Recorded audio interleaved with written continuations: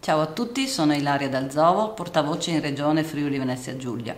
Un progetto pilota per la realizzazione di una filiera della canapa anche in Friuli Venezia Giulia. Questo è l'obiettivo della nostra proposta di legge. Una volta la canapa veniva utilizzata in 1000 modi diversi. Con l'andare del tempo, complice anche una pubblicità negativa, si è perso il suo naturale valore. Vi ricordiamo che la canapa può essere utilizzata in diversi modi. Dalle sue fibre si possono produrre tessuti, carta, combustibili in sostituzione degli idrocarburi, naturali plastici, tavoli per la bioedilizia.